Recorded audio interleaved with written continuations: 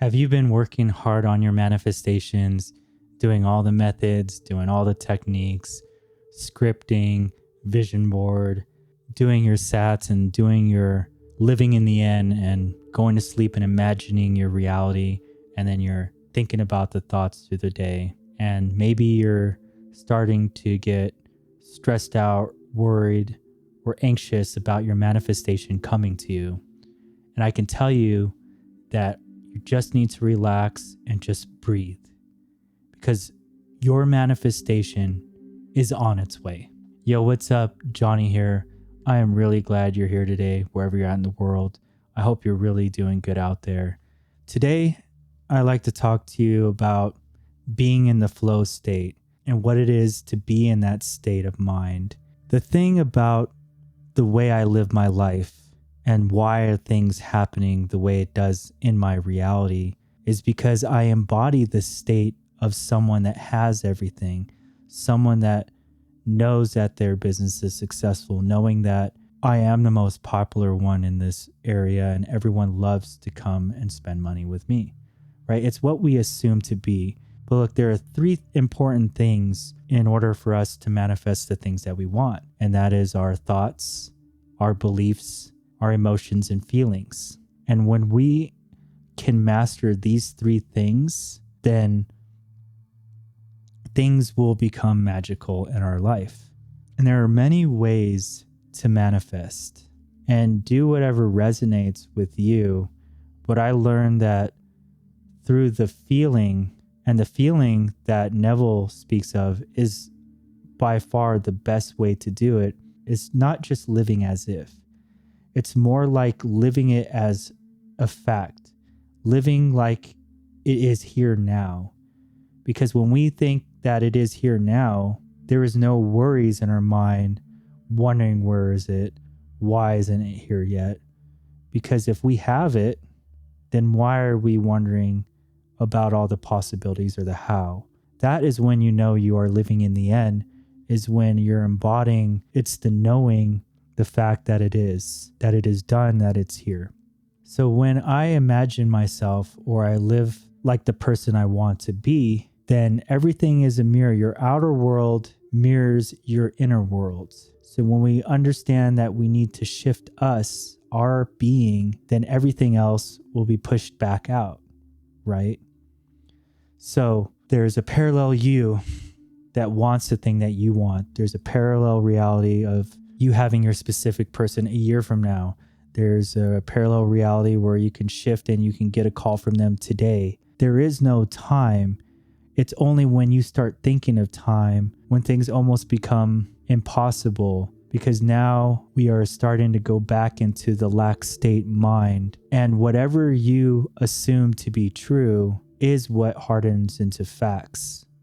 And whatever you try to say, don't do this, do that, it is also a limiting belief that whatever you think, if that is not possible, then why don't you go do this? Because that's the way to do it. But everyone's reality is different. Everyone's way of making things happen in their life is different. So there's really no reason to worry or be stressed about your reality and be stressed about why I want this thing now. Where is it? It should be here already. We just need to kind of step back and allow our subconscious, the higher intelligence, your higher self, it knows what you want, and allow it by living your life and live day to day. And there are times where I don't even think of the manifestations, because when you're embodying the end, why do you need to affirm anymore, right? Why are you affirming when it's already yours, right? So there has to be a point of when you have to stop and allow it for it to happen. But there are also cases where you don't, where you can affirm, 10,000 times and you can get it. The reason why those type of things actually work is because the brain has been hardwired together. And we know that whatever wires together, fires together, and those are hardwired together. Whether you have bad habits, that's why it's so hard to break, because these habits have been ingrained for so long. So when you do something in repetition over and over and over, you're reprogramming the subconscious mind. Now, you can do this with thoughts. It's also done through our emotions, our feelings, and it's our state of being. And how we can do all of this is having consistency, and it is our attention and our focus. And what we put our attention to is the thing that will impress onto our subconscious. Our subconscious never fails to impress. Whatever we obsess upon, whether it's good or bad, or whether the feeling that we are in or the emotions we're in, and we're dwelling upon that all the time, that's where they say that disease happens. And that's just not disease in the body, but disease in the mind. So when we push our attention to something, and if it's something that we don't like in our reality, we can simply shift our awareness, our focus, and our attention away from it. And when we put our focus away from it, it will simply pass. And it has no choice now, because if we're not entertaining or leaning into the thing that we are observing, right? Because without the observer, when it comes to the quantum field, reality doesn't exist without the observer, and the reality collapses into one, into that potential. So if we don't observe that reality or observe what we see, then that reality does not exist.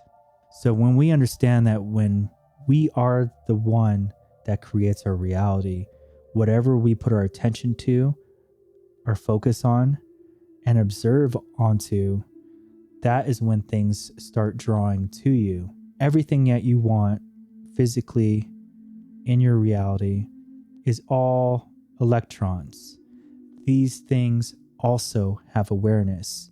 And that's why when they were shooting the particles through the slit theory, that when they put the lens onto to observe it, it behaved differently. Because why? It knew it was being watched, because it was an awareness. Because that thing was an awareness, if collapsed and created reality. Everything has some type of awareness.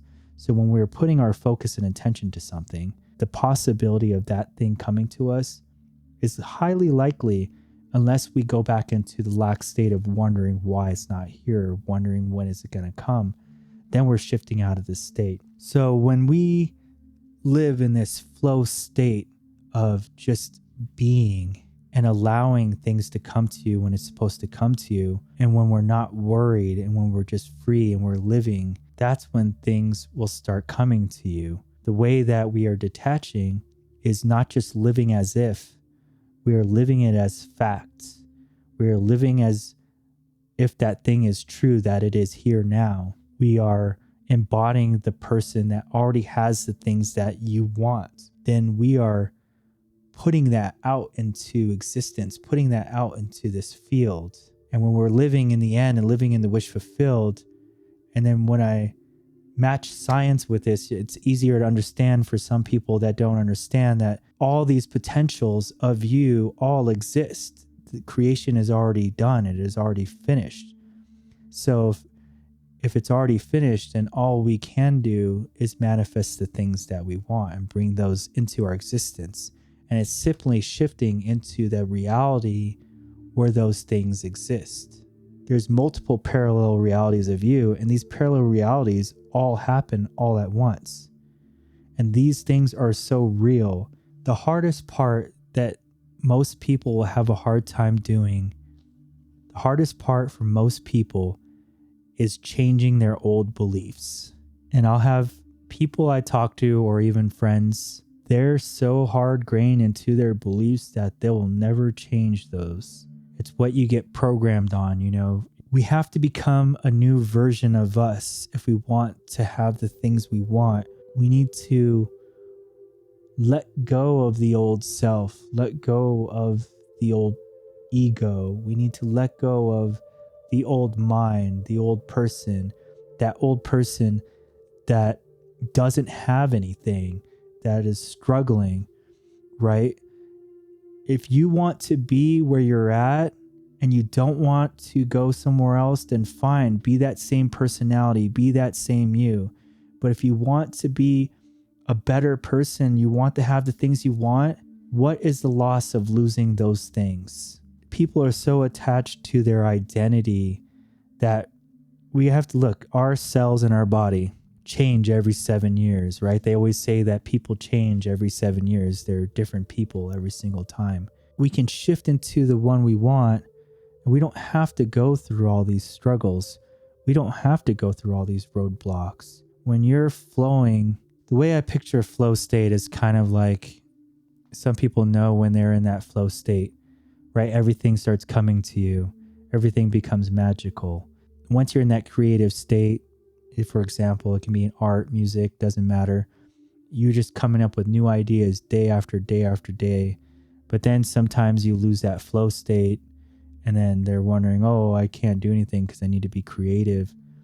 But persistence, when you create a habit through persistence, you can come up with ideas by pushing yourself through those difficult times of not having ideas. And eventually you get into this habit where you're automatically in a flow state every single day. And that's kind of like how you live your life. You want to be in that state of being that I know everything's coming, everything is on its way, and I know it's only going to take a day, or it's going to take an hour, or however long you want it to be. But this is a perception of what we need to start believing. And just because we don't see this in our reality with our senses, our 5 senses, doesn't mean that what it is that you want doesn't exist.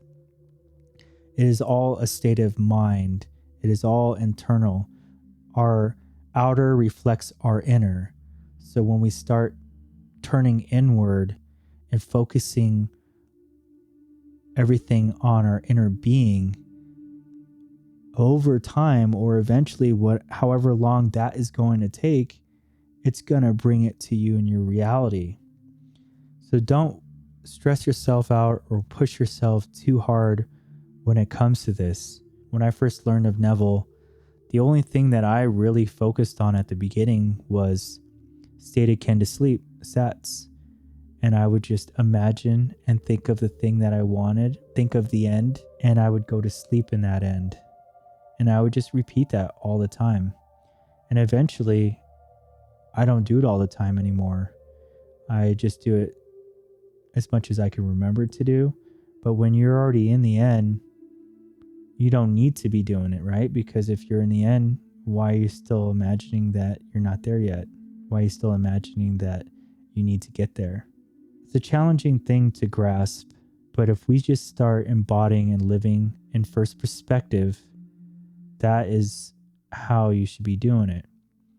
You want to imagine yourself being that person that already has the thing that you want.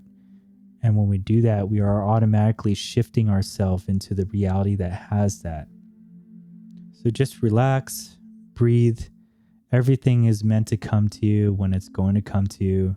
There's no more worrying about how it's going to come, because we are already in the end. If you're already thinking of it and you're already doing the things necessary to bring that to you into your life, then try to focus on other things in your life and create other manifestations. Because why are we waiting for the seed that we planted? We should be planting many seeds, and things will come up and blossom when they're supposed to blossom, while we're planting new ones, and eventually those will blossom. So we're always planting new seeds. If I were to just think of one manifestation, and it's like, well, I planted this seed, and it's like the seed we plant, and it's planted into our own mind. We plant this into our own mind, then that gets impressed down to the subconscious. The subconscious will express that, and it'll grow that seed. But if we're waiting for that one thing to happen, we're literally passing by all the other things that we could have been doing while that's happening. So when I manifest, not only do I just plant the old one that I'm waiting upon, I'm not even thinking about that one as much anymore, because I'm already making new manifestations and I'm planting new seeds. And all of a sudden, when that one pops up, I'm like, wow, I can't believe it happened. And then another one pops up and another one pops up. And then only when we start worrying or wondering the how or thinking of it in a negative way, then we need to shift those thoughts out of that pattern, because if we do not do that, then we're falling back into the old state of being. So that's why we need to focus on our thoughts, our emotions, and our feelings. Well, take care. Keep manifesting. Don't worry about the thing that you want. Plant new seeds in your life. There's no point of waiting for the one you want, because it's going to happen. So let's focus on new manifestations and keep planting new seeds and watch everything blossom, because the more things you start manifesting, a lot of things will become wonderful and wondrous. Till then, I'll see you on the next.